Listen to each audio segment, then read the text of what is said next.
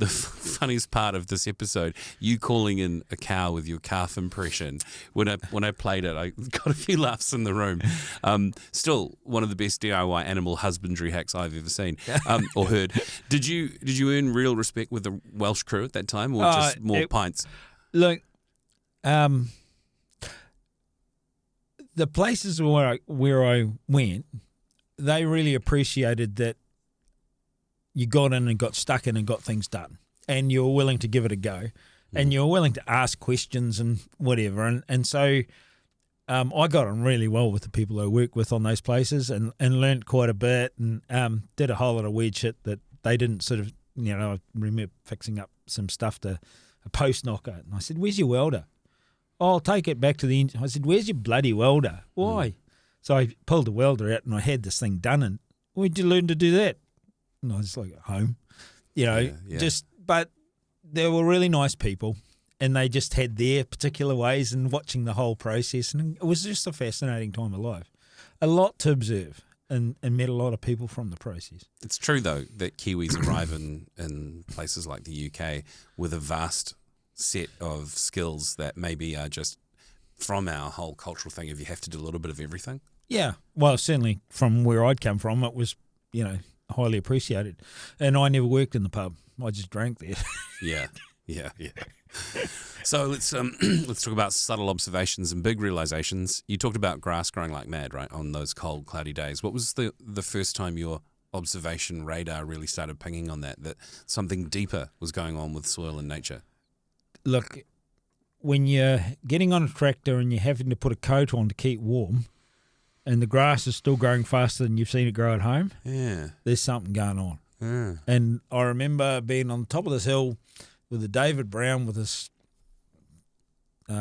silage chopper, and I was rugged up. It was bloody cold, and you cut it, and a day or two later it was back. It was growing, and it was just, to me, this is midwinter temperatures, and it's growing faster than I've ever seen it grow in the Waikato. Would you say that's achievable here?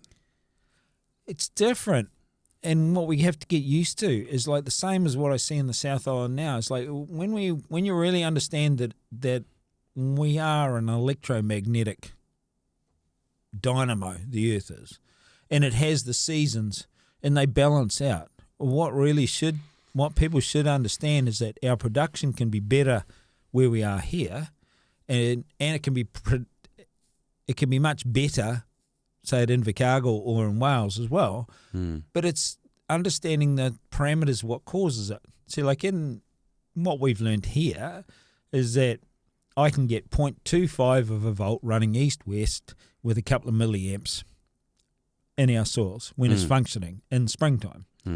I can get 0.6 of a volt in Invercargill. And the magnetic field of the Earth, ours is 0.4 of a Gauss up here. In Invercargill, it's 0.6. So the correlative between electromagnetic force and electrical production is just, And so when you get to Wales, like the highest I've got up to Wales was 1.5 volts. I mean, you just put your finger in a light bulb and turn it on. Wow. Now, we will never, I don't think I'll see it in my life, maybe, that we'll see that higher of electrical current in this latitude. But what I have seen is that if you turn that on with the right circumstances, you can actually grow a lot of grass. But you don't necessarily grow it at the same seasons they do at the lower latitudes. See, like ours is more even, like a big wave going through, where theirs is like boom, up, along, and then boom, down again as it goes back to really cold, short days. So they grow as much or more than us. Well, they should, we should be able to keep up with them. But ours is a different pattern, and that's just what we got to get used to. Is like, but it is achievable. But it can be turned on, as you say, absolutely, under the right conditions. Absolutely. This is some out there ideas for some people, though, right? They wouldn't have even heard of this. That's right. They haven't. But I mean, the thing is, spoiler alert. There's more coming on this. Spoiler alert. Yeah. Like look. You go to Invercargill, you can see it. You've got a Gauss.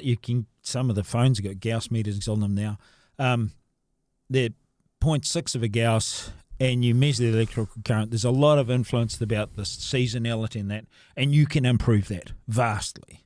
And when you do, you will up the grass growth tremendously.